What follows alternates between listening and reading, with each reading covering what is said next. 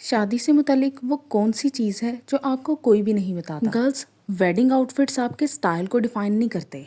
आप खुद को कैरी कैसे करती हैं, आपका स्टाइल क्या है, ये सब चीज़ें वो दावतें डिसाइड करती हैं जो आप शादी के बाद अटेंड करते हो। इसलिए दावतों में अपने आप को as a graceful woman carry करना बहुत इंपॉर्टेंट है। ये वीडियो आपको A to Z बता देगी कि आपने दावत में अपने आप को कैसे कैरी करना है। गर्ल्स, सबसे पहले तो आपको ये समझना पड़ेगा कि दावत कोड क्या चीज़ है। लेट्स बी कम्प्लीटली ऑनेस्ट, हम सबको पता है कि जो शुरू वाली दावतें होती हैं ना, वो बहुत ज़्यादा जजमेंट सेंट्रल होती हैं। हर बंदा आपको साइलेंटली ऑब्जर्व कर रहा होता है। आपकी लुक को बहुत क्रिटिकली एनालाइज किया जा रहा होता है। आपने क्या पहना हुआ है, आपकी ओवरऑल वाइब कैसी है, और पता है इस चीज़ की बेस पे ना पूरी लाइफ के लिए आपका एक इमेज सेट हो जाता है। क्योंकि ये पाकिस्तानी मुआशरा है, हम क्या करें, ना चाहते हुए भी यहाँ पे वो चीज़ें मौजूद हैं जो हर लड़की के लिए घुटन का बाइस है। इसलिए गर्ल्स, सबसे पहले एक बात समझ लें, जो एलिगेंस होती है ना, प्योर एलिगेंस, वो लाउड नहीं होती, वो फ्लैशी नहीं होती, वो क्वाइट कॉन्फिडेंस में बेस्ड होती है।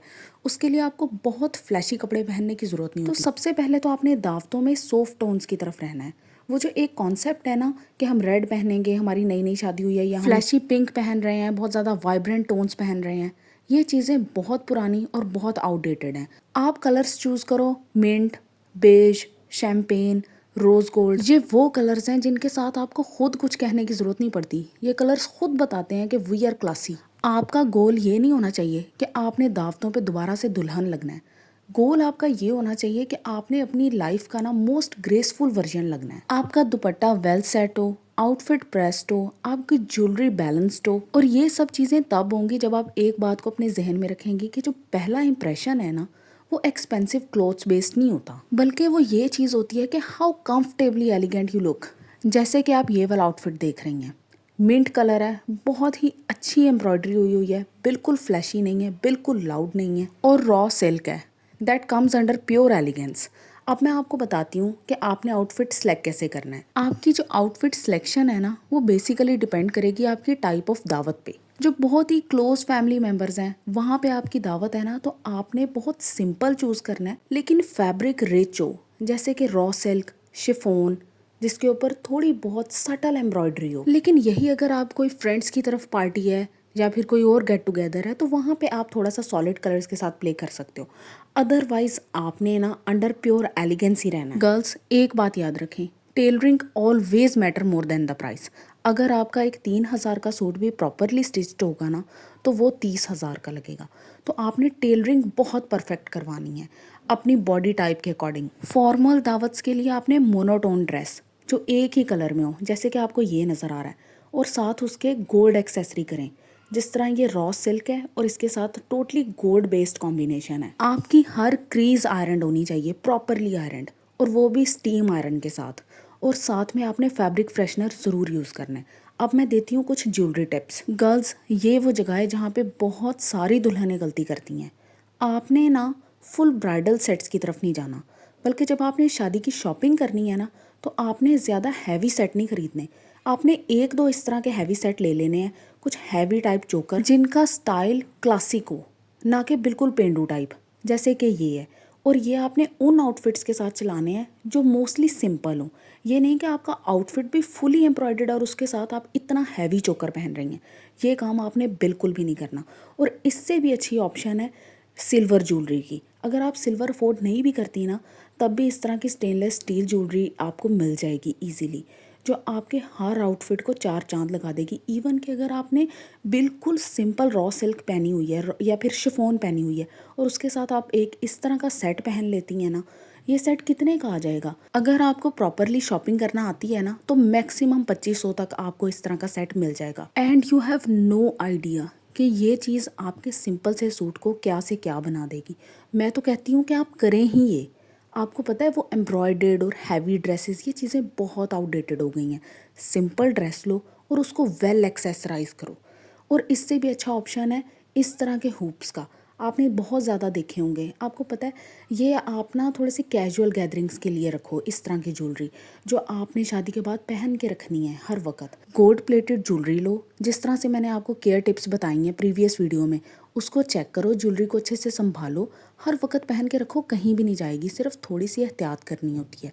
तो लेकिन ये चीज़ें आपने मिस नहीं करनी। ये आपकी कैजुअल एवरीडे वेयर ज्वेलरी में आता है, या फिर आप हस्बैंड के साथ कहीं बाहर जा रहे हो और कोई भी आपका सिंपल सा गेट टुगेदर है, तो उसके लिए आपने इस तरह की ज्वेलरी लेनी। अब बात कर लेते हैं ज्वेलरी पेयरिंग की, जो 90% गर्ल्स को नहीं पता। आपने यूज़ करना है कलर व्हील। कभी भी आपने सेम टाइप ऑफ ज्वेलरी को सेम कलर के साथ वेयर नहीं करना। अगर आप ब्लैक पहन रहे हो तो उसके साथ आपने ब्लैक वेयर नहीं करना। उसके लिए बेस्ट ऑप्शन है गोल्ड, बहुत रिच और क्लासी। इसी तरह अगर आप एमराल्ड वेयर कर रहे हो या फिर जिंक, तो आपने उसको सेम के साथ नहीं वेयर करना, उसके साथ बेबी पिंक कलर करो। बिल्कुल इसी तरह रेड के साथ रेड नहीं होना चाहिए। रेड के साथ बेस्ट पेयरिंग है ग्रीन की, एमराल्ड ग्रीन, रिच ग्रीन। बल्कि आपने ये वाली पेयरिंग तो बहुत ज़्यादा जगह पे देखी भी होगी, तो इस चीज़ को लाजमी अडॉप्ट करें। अब मैं देती हूँ कुछ मेकअप टिप्स। गर्ल्स, मेकअप बहुत इंपॉर्टेंट है। आपने बिल्कुल भी वो हैवी किस्म के मस्कारे, लैशेज़ और आईलाइनर्स या बोल्ड लिपस्टिक्स ये काम नहीं करना। आपकी लुक होनी चाहिए ड्यूई, ग्लॉसी और लग्जरी। आपने बैठ के फाउंडेशन की लेयरिंग नहीं करते रहना कि आप दोबारा से ब्राइडल लुक क्रिएट कर रहे हो, नहीं, बल्कि आपकी जो लुक है ना वो फ्रेश होनी चाहिए, एफर्टलेस होनी चाहिए। अब मैं आपको स्टेप बाय स्टेप बताती हूँ कि करना क्या है। एक हाइड्रेटिंग प्राइमर लगाओ, उसके बाद एक ड्यूई फाउंडेशन लगाओ, उसके बाद एक टिंटेड लिप ग्लॉस ले लो और उसी को एज अ ब्लश भी यूज़ करो। जो चीज़ वीडियो में शो हो रही है ना, वो आपने काम बिल्कुल नहीं करना कि आप पूरी एक केकी लुक बना रहे हो और साथ में बहुत हैवी किस्म का मेकअप कर रहे हो। आई मेकअप तो बिल्कुल भी हैवी नहीं होना चाहिए। कोशिश करो जितना हो सके बारीक मस्कारा लगाओ, और बोल्ड लिप्स टोटली आउटडेटेड है। आपने कोशिश करनी है कि नूड लिप्स क्रिएट करो। ओके, अब बात कर लेते हैं हेयर स्टाइलिंग की।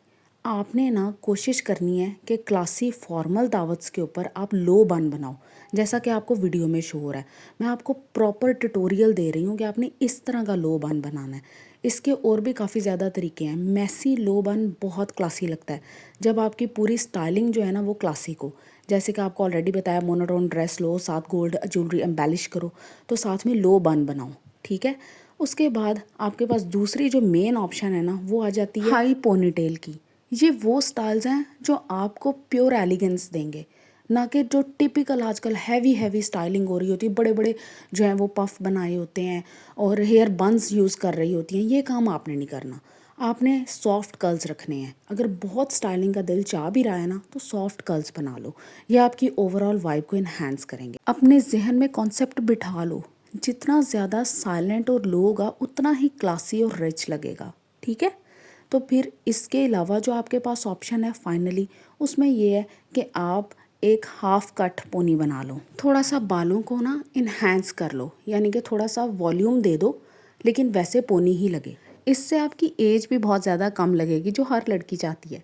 अच्छा, अब बात कर लेते हैं परफ्यूम सिलेक्शन की। गर्ल्स, आप बार बार मुझसे पूछती हैं कि कोई अफोर्डेबल परफ्यूम बता दें, तो ना मैंने काफ़ी रिसर्च के बाद ना इसके ऊपर आई हूँ, यारा लताफ़ा। हर ओकेजन के लिए बेस्ट है, बहुत ही सॉफ्ट स्मेल है और बिल्कुल भी वाइब्रेंट नहीं है, बहुत लाउड नहीं है, ठीक है। तो आप इसको चूज़ कर सकती हैं।